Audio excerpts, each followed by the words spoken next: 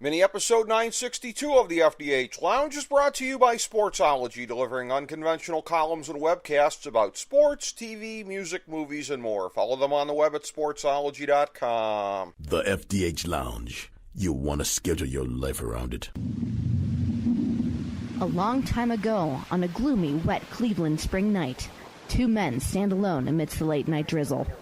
Their voices echo across the vacant station parking lot as they debate the merits of the great American radio show that have been missing for far too long. On that night, an idea was born. That idea became the FDH Lounge.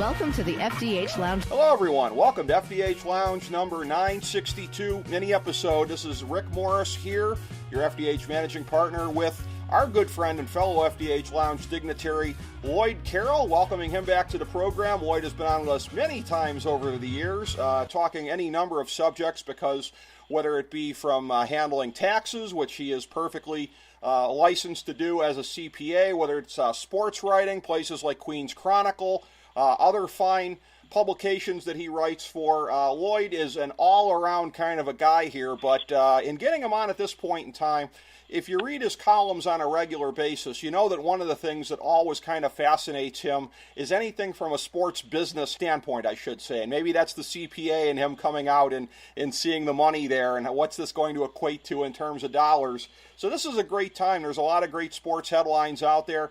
Pick his brain on it, see what he thinks is going on. Lloyd, it is always great to have you on the program. Welcome back on, my friend. Good to be back. It's been too long. Great hearing your voice, and I always love when you always say nothing's off the table. I think we're going to prove that tonight. I think we are. I think we absolutely are.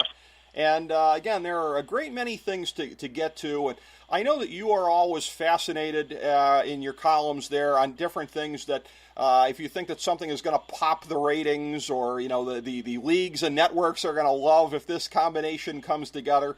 Well, on something like the Olympics, that's not something that can be controlled as much, particularly the Winter Olympics. They're not really a very star-driven kind of a narrative. Some of the bigger stars out there, Shaun White, Lindsey Vonn, we don't think about them, quite frankly, much in the other 4 years, much less the curling stars, as much as I love watching curling.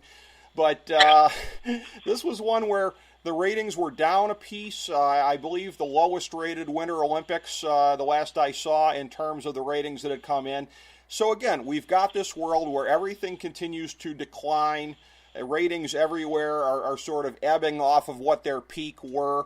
There's competition from streaming services on top of everything else, prestige cable networks, et cetera, et cetera.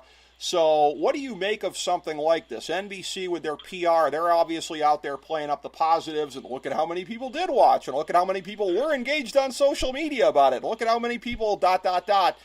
So which side of the equation you kind of come down on as far as success or failure for NBC coming off of this? Well, again, this could be, and you just kind of alluded to it, the classic half full, half empty, and you can make arguments from both sides on this. To be fair to NBC, I got a press release from CBS where they proudly said CBS wins the silver medal for non-Olympic programming. They had a sense of humor about it, but the point being that even they were conceding and happy to get anywhere close, just leading the non-Olympics. So even though ratings are down, it still was the driver for prime time. I think the real key for NBC is going to be a lot of the shows that they're debuting now, and one that I actually have a soft spot for, I don't think it'll do well, but AP Bio, that... love it. I love it. I think it's a great show, but that's where you're going to see some return on investment. If AP Bio is a hit, there's another one I think called Bad Girls, which I didn't catch yet. It debuted, I think, on Monday. If those shows pop, then you know what? NBC got what they needed. Now, keep in mind, I remember chatting with... Mike Tirico about this. They knew going in this was going to be a rough slog because they didn't have the NHL players. And that's a major driver.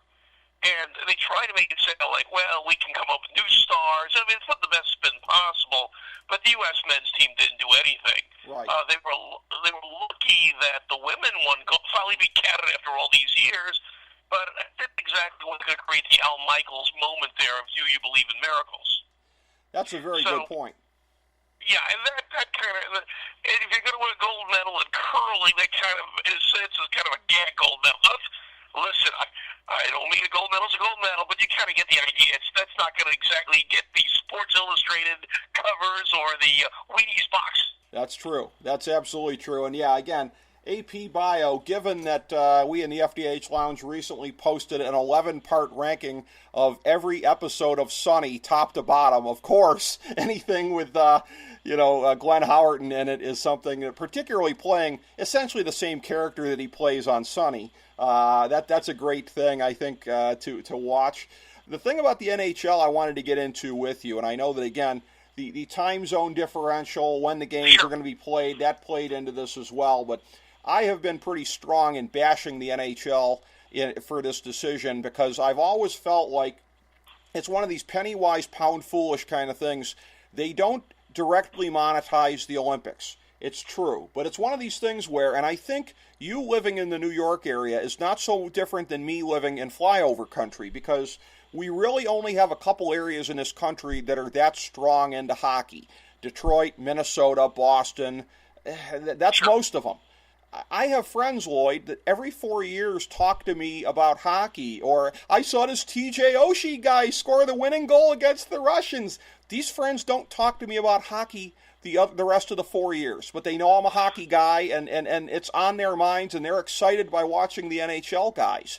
To me, you're admitting your own incompetence as a league if you can't find a way to monetize that and take advantage of that moment in time every 4 years.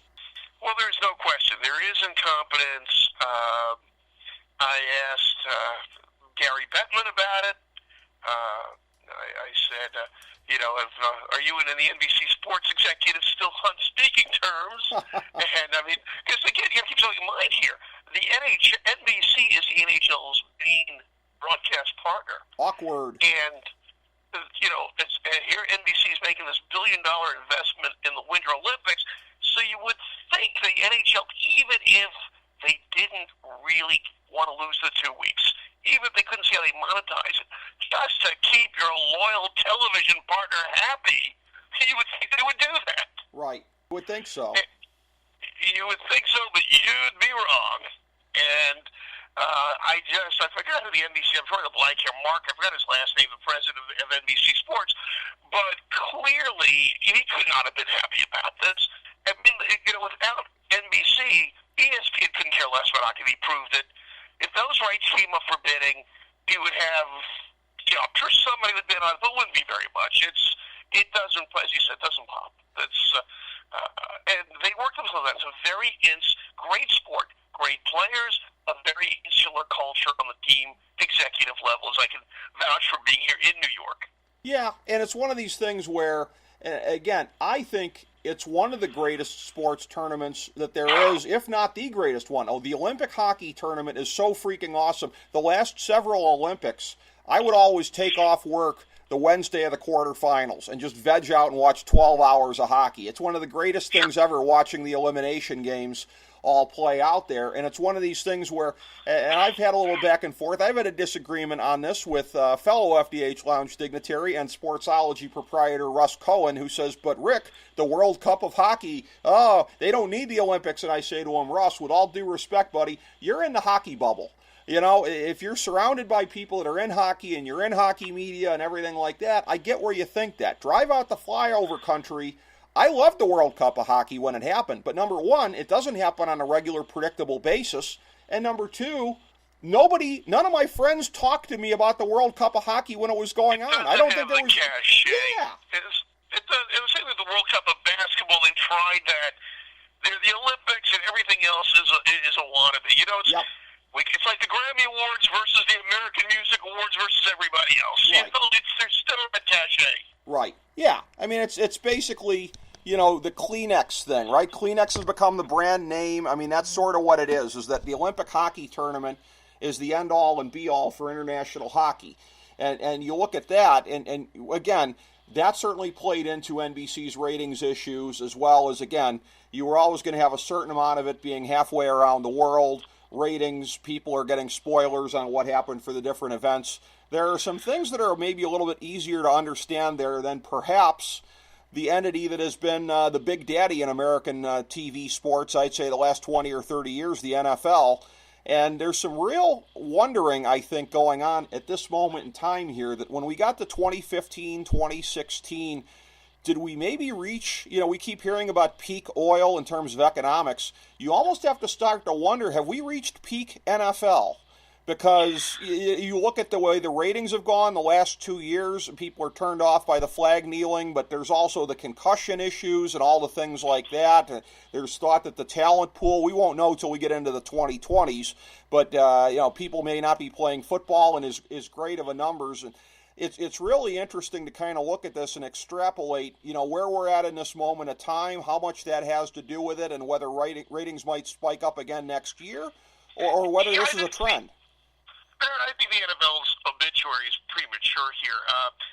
First of all, I think if you have to point to one thing, I don't even point to kneeling. I always thought the Thursday night package, we're just put too much supply, and the demand has been saturated. You've got, and the games themselves weren't that good. That's the problem. That for some reason, also the American fans are used to Monday night being the big nights, and that's kind of been diminished because of ESPN. And now the Sunday night NBC game is the marquee game. So there's always that Thursday night package just has not really caught up. Even the broadcasters don't want to do it. It's just the players don't want to play it.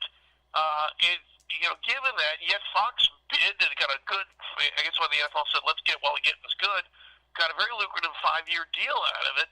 And I guess Fox figures they don't have any programming at 10 o'clock on Thursday nights, or any night for that matter. So, yeah, if they go a little long here, great. They're not giving up that much real estate per se. Generally, the World Series doesn't play on Thursday night anyway, so that's, they can work around that. I wouldn't, even though I understand why people are, getting a little fed up with the NFL, I'm not writing that one yet. And I can understand that if it's premature, but it's one of these things where I remember sort of bristling at this, maybe about 3 years or so ago. Remember, it was the year that the NFL moved the draft to May, and there were logistical reasons for that. Wasn't it something that they couldn't get the Javits Center at the right time? That is correct. Yeah, I remember there was something with Radio City. That is correct. Yeah. They had spring spectacular. That's one of the reasons the draft is not in New York anymore. They just got tired of dealing with Dolan and Radio City. Well, and it's become a very lucrative road show, and it's they're gonna have it at Jerry World this year. Without question, the Cleveland/Canton thing is going to happen either next year or the year after, because they want to milk the centennial of the league, and they've built this big Hall of Fame village there. So the NFL's not going to miss a chance to kind of hype that. And, they've found a way to monetize that. But I remember bristling at it that when they moved to May, Goodell seemed to kind of be a little bit cocky. Like, we're going to occupy every month of the year on the calendar. We're going to be something to be reckoned with. And I'm sitting here going, from my own personal standpoint, how can we miss you if you never go away? And I wonder if they just didn't get a little bit full of themselves at that point in time, so much intent on conquering the world. You're damn well going to talk about us every month of the year. Well, that leads to fatigue. And maybe I'm overthinking this, but I wonder if that hasn't played into it as well. Well, it certainly does, but I'm going to defend the NFL here. They have now an NFL TV network. So every network, every sport now, if you want to get an argument, is a 12-month-a-year sport just because they have to create content for their own networks. Right. And that's, although, again, my biggest complaint with that is they don't show nearly enough classic stuff for my liking. If they showed old games and, classic stuff like that in the off-season, I'd much prefer that to just drivel an analysis about this, that, and the other. A couple shows are fine. I don't know if they need as much of it as they end up doing. Again, my personal, standpoint there in terms of looking at it. But, yeah, it's very interesting to see where they sit on the landscape and where they are. And one of the things about Thursday nights as well is they've been a little bit of a sort of canary in the coal chamber as far as new media rights and where we're going with that. And as things are going to go, as we get the ultimate convergence, our friend Simon Applebaum broadcasts about this all the time, of TV and technology. The NFL the last couple of years, they've been making money off of the streaming rights for Thursday night games, and that continues to be a thing here. I know that Amazon they had the rights this past season, so they're continuing to go further in that direction. And there's people that have been thinking for a long time, myself included, that when the NFL rights came up again in 2021 or 2022, that you could see some serious players in terms of Netflix, YouTube, Amazon. As we're getting a little closer and closer to that, and the landscape is a little more status quo than we might have thought it would be in 2018, I'm wondering if it might be too soon for that big of a jump to the next medium. You know what? The answer to me is going to be yes and no. I don't think the NFL will ever get away from the classic broadcast, the heritage broadcast networks that we know and love. But you're right, streaming and ancillary rights, yeah, that could be interesting to watch. It could be, and something that right now is sort of occupying the landscape in a very kind of unique place, and I'm very proud of a good friend of mine for creatively spearheading this project. My good friend that I used to broadcast with at the Sports Talk Network, Ryan Ward, who has long been a writer for WWE, he has been working on and at the helm creatively, I believe, of this mixed match challenge that they're doing on Facebook every week. And they're appearing live at 10 o'clock on Tuesday nights, doing a 20-minute show right after SmackDown and doing a mixed tag team match on there, doing a little tournament for several weeks here in the winter. And it's been very interesting to see what kind of a deal they've put together with Facebook, as Facebook is trying to get more in the live sports / entertainment arena, and the WWE sits right at the crossroads of that. So you've got the WWE, their contract's going to be coming up next year. UFC's contract is coming up, and it's one of these things where we know that the big boys are obviously the NFL, the NBA, to a certain extent MLB, but it's kind of interesting to me that WWE and UFC, they're sort of like the Kirk Cousins of right now, right? Like you can't bid on Aaron Rodgers right now, you can't bid on Breeze or Brady, but Kirk Cousins is in the catbird seat. He's the best that's out there, and I wonder if the analogy doesn't hold up in terms of the WWE and the UFC in the next 2 years. They're going to be the biggest properties, I believe, that are on the market. Well, it's a very, I didn't think of the Kirk Cousins analogy, but it's a very apropos one. Thank you. I don't know if you saw my column last week, where a couple of weeks ago I told I basically gave free advice to the Jets management, keep away from Kirk. And, of course, next thing I find that they cannot wait to believe the Jet beat writers, that they're outbidding themselves on how much you're going to offer a guy who's never won anything. I mean, this is a great country or what. But the WWE and UFC, to be fair, I can understand the demand here. It's if you're talking about the millennial generation, I'm a lot older than that, but that has been, I would say, boxing. What boxing was to our grandparents, that's what UFC is now to millennials. And boxing's tried hard to make a comeback. They've been doing a lot better than they were, but it's still not captivating the way the UFC is. It's funny, I always said that I never was a big UFC guy because it was, to me, like the WWE, but without the humor. Right. And here getting the WWE, when you say their rights, are we talking about USA Network, or what kind of rights are up at this point? It's going to be that, yeah, for the main shows, Raw and SmackDown, both of which are currently on USA, and one of the hot rumors that's been out there, and I think Sports Illustrated has been very much involved in the reporting on this, is supposedly Fox is coming hard on this one. They know that they may lose the UFC. They may not even mind too much if they lose the UFC because of what it costs for them. And get this, Lloyd, you're talking about a scenario where Raw goes on the mothership, Fox itself, on Monday nights, and then SmackDown is on FS1 on Tuesday nights. That would be very interesting. It's a good fit for Fox's also kind of. They know how to appeal to a younger audience. They have a sense of humor about themselves. Yep. It happens to be a good corporate fit. I got to ask you a question, if I may here. Sure. You mentioned Sports Illustrated, just past a couple of weeks ago. I just want to make sure it wasn't just my imagination. But does it seem that the swimsuit issue didn't quite get the buzz that it once got? It almost was like a big yawn. I wasn't quite...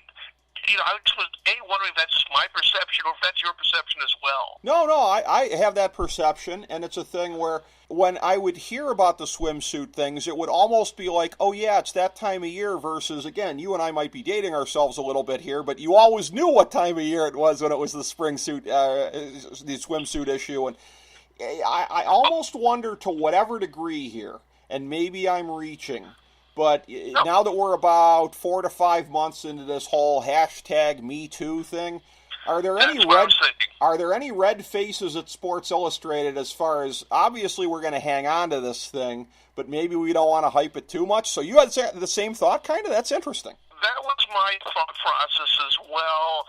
I also think that the fact that Time sold to Meredith Publications, and that Meredith is a little more conservative. Time would have the big splashy media parties, you see your Access Hollywood, you see everybody on the red carpet. I didn't hear anything about it in New York this year. That was always a big New York launch, and they go to Las Vegas or whatever. Nothing. Very, very muted. And I think you're right. I think the Me Too movement had a lot to do with it. Okay, yeah. I wondered if I was reaching there, but again, this is one of the things I like about you. You and I we're not afraid to go out there and connect dots where other people might not see those dots being connected. So I think we may be right about that.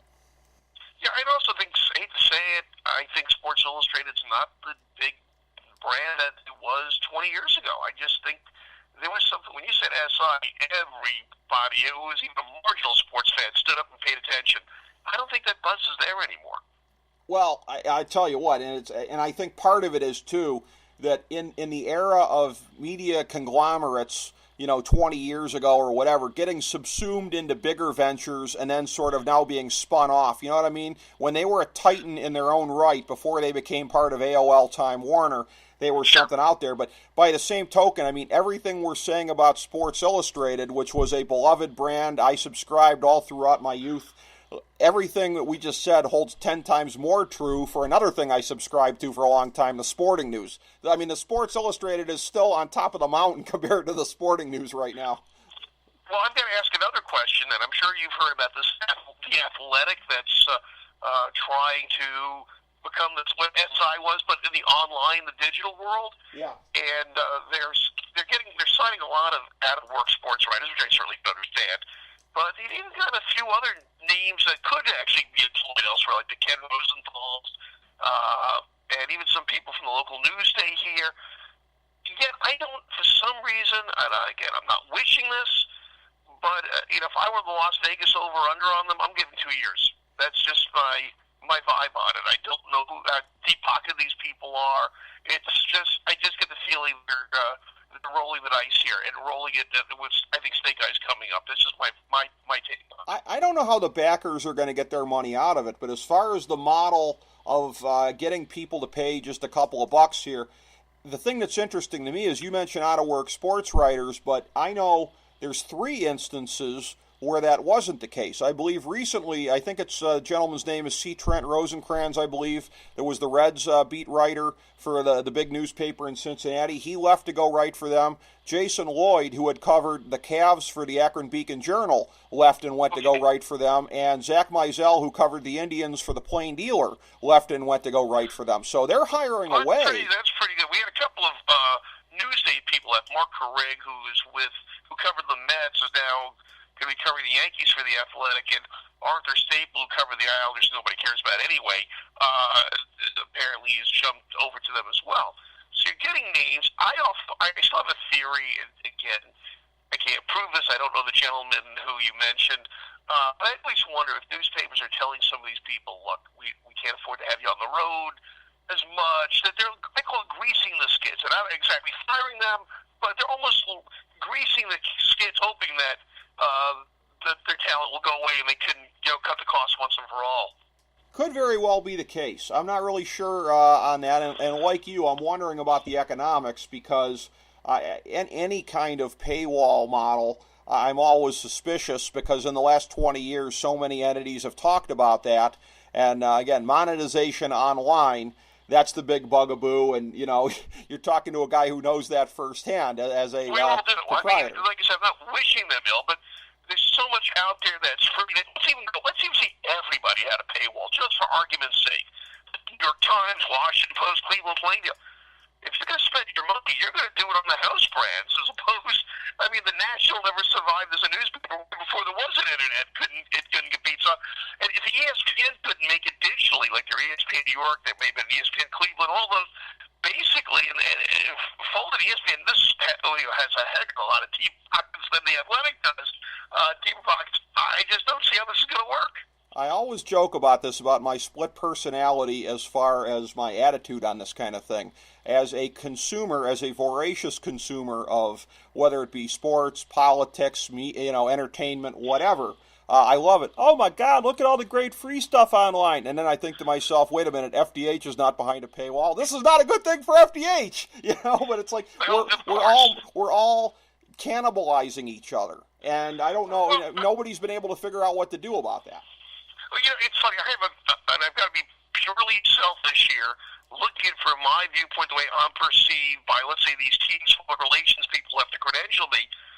For years running for a weekly newspaper, I didn't get the respect of the dailies. We were always treated second-class citizens.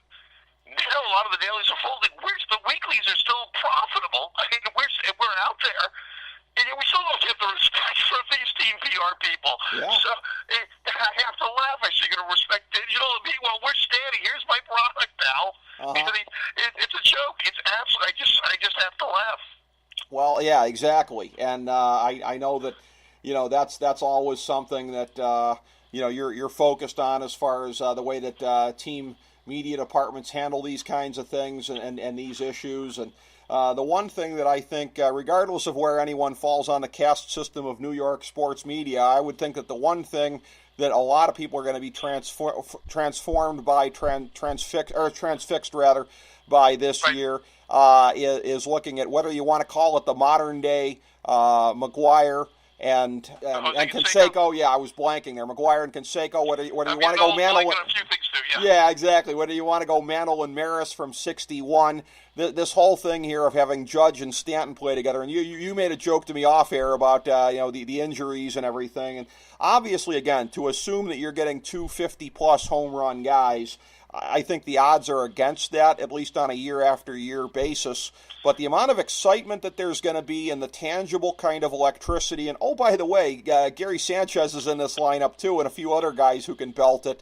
It's going to interject something into baseball that we really haven't seen, again, since that steroid era. Yeah, the guy who may actually have to do all of this, Greg Bird, if he stays healthy. So you've got, it's definitely going to be home run city there. I was joking with friends that, wouldn't it be great if Stanton could bunt somebody over and they could ground ball to second, get a guy over to third base, sacrifice fly, get a run, an old school small ball. I mean, it would be hysterical. But the game is totally different now. I mean, I think to win the game, I still believe in small ball, but I think that's even the key anymore. People want to, as the old joke goes, chicks dig the long ball, and that's what that's what team ticket offices want. It seems the days of productive outs and all that, this just turns on its head. That the only counts is just offense. That's what I want to see. I want to see Aaron Boone pick a game where he just trolls everybody by scratching out runs and playing it that way. Hit and run with Stanton and Judge, that would be great. A guy walks, they put him over to second, ground ball to the right side of the infield, and then a fly ball to get the guy in. That would be hysterical. Like you, my sense of humor is way out there. You and I would just be falling over laughing if that happened. That would be amazing entertainment. I may ask, we could just get a press conference. Maybe I'll ask old Aaron Boone about that. You think about maybe a little small ball, just have some fun. Well, yeah, I wouldn't think that anything could make his face turn purple in a press conference, but that might be it. So go ahead, Lloyd. I'll get it somewhere along the line. Ironically, the funny part is that the Yankees have always been known, for basically, big offense. And I was at a game, and it's funny, I was at a game where I think Derek Jeter had a bunch of home runs, Teixeira, whatever. But the game was decided by one run, and it was one inning where, sure enough, the Yankees got a guy at first, guy stole second, ground ball got him to third, and a fly ball, one run on, no hits. And I asked Girardi about that after the game, whenever he was asking all about Teixeira and Jeter and the usual stuff. And I got to say, Girardi, a guy who's not known for, and that's one of the reasons he's not the manager anymore, a guy who's not known for beaming, laughing, and goes, small ball, he was thrilled. He could have talked about that for 3 hours, how happy he was. He would have gotten a kick out of him on the conversation with us. I think so from the way that you're setting it up there.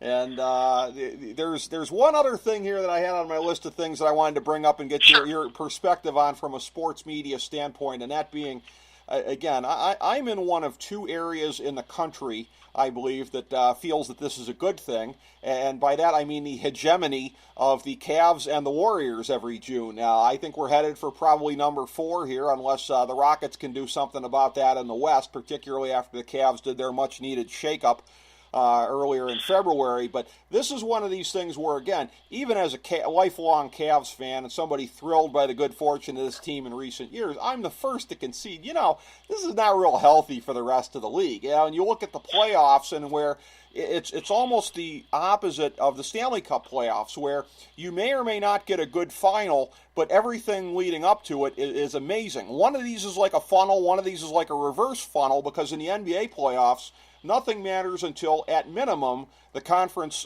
finals. And in the East, that usually hasn't really mattered anyways. LeBron gets through to the finals, whether he's wearing a Cavs or a Heat jersey. So from your perspective, as one of the many markets left out of this, as well as, let's face it, the media market, the capital of the world, if you will, what's your sense in watching the inevitability of what seems to be the inevitability of Cavs-Warriors 4 play out, and in what seems to be the second biggest sport right now behind the NFL, of what that dynamic means? Well, it's funny. I think that the NBA is a different animal. Now, of course, being here in New York where we are, the true mecca of basketball. Look at, everybody talks about the NBA teams tanking. Adam Silver made a comment. He wants to find teams that they think about tanking the games at the end of the season. And I agree with him. You should leave losing to the professionals like the Knicks and the Nets. They are the experts. And so when I go to these games, what's interesting is, of course, you have an obligatory sub.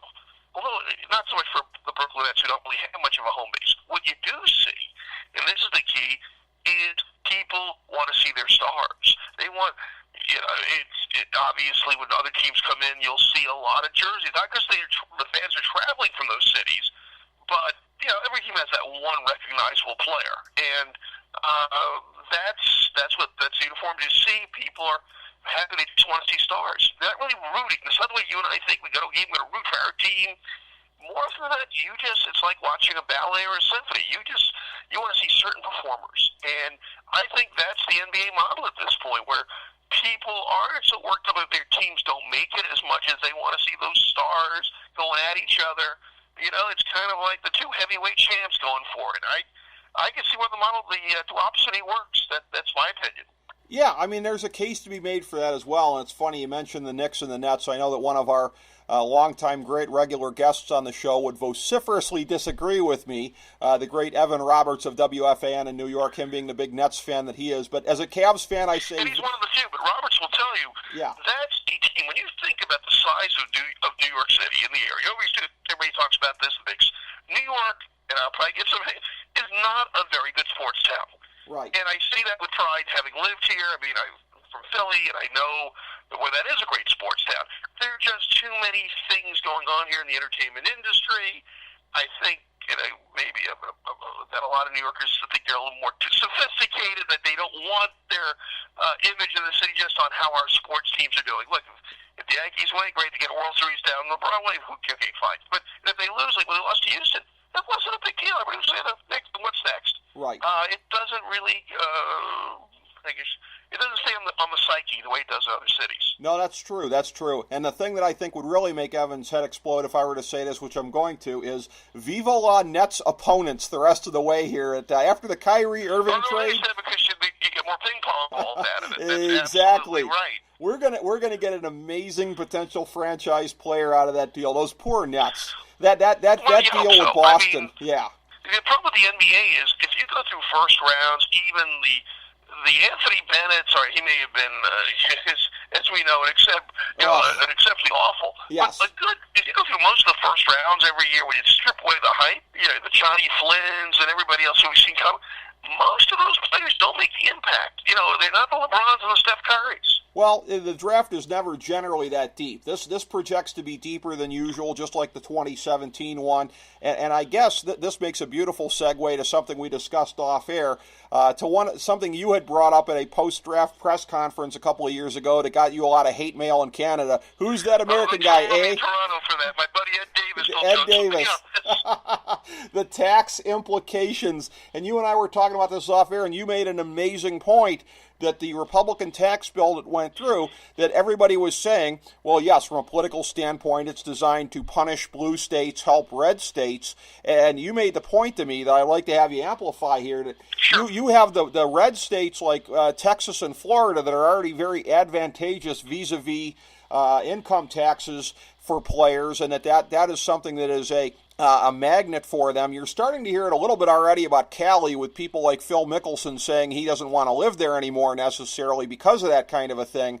That is only going to be exacerbated now, and what is that going to do in the free agency market in years to come? I think you put your finger on this one brilliantly. It's a problem for the Yankees, but especially the Mets. See, the great teams like the Yankees always have that aura where they can, and they're big spenders anyway, but there's always going to be that aura. But Sandy Alderson, the Mets general manager, when I asked him that question, it was actually at the Jay Bruce press conference. He said, "Well, this year, it's been a buyer's market, so it's not a real concern. But yeah, in the long run, we're very worried." And I thought that was a very candid statement. I am like Alderson; he's a bit of a stuffed shirt, but if you ask him the right question, he'll give you a straight answer. And I think that's going to be a very big issue unless the taxes laws can change, and we don't know if.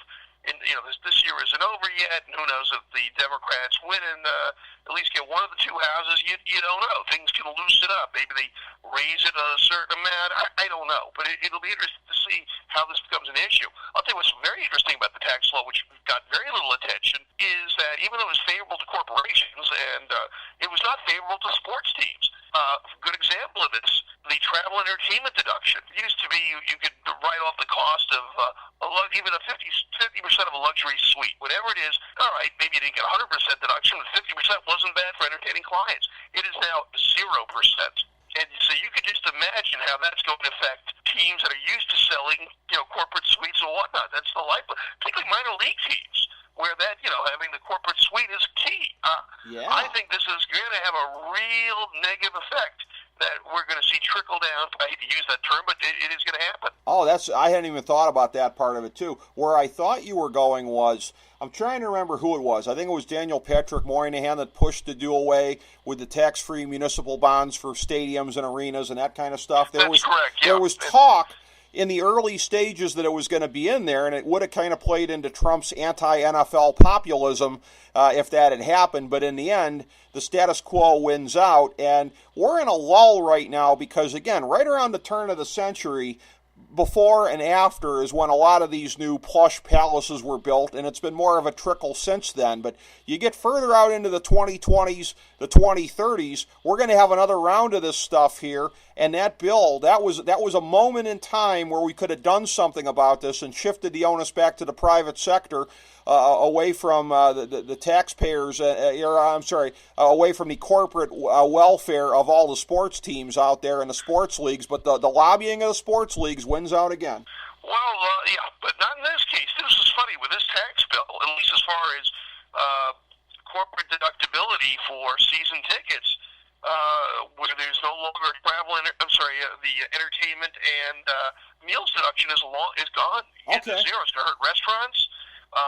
It's a whole new world. Now, you can make an argument that it's long overdue, but it's still cataclysmic in terms of the economic effect on sports. Well, that's a very good point. I guess that somewhat sort of offsets my point about the stadiums and arenas and the building of it. And in the one sense, it's beneficial that they hang on to that loophole, and in the other sense, they lose these other loopholes, and that's going to hurt them. So, yeah, it will be interesting to see how it plays out. And again, and this is one of the things we like to pride ourselves on with this show, is finding angles that people are not talking about elsewhere. And that is where, Lloyd, you are always very useful for that, because some of the things we just discussed here and the effect of the Trump tax bill on the sports world and what's going to do with sports business, you're not getting a lot of these nuances covered elsewhere. So for that, as well as for everything else you always bring to us, I thank you for that.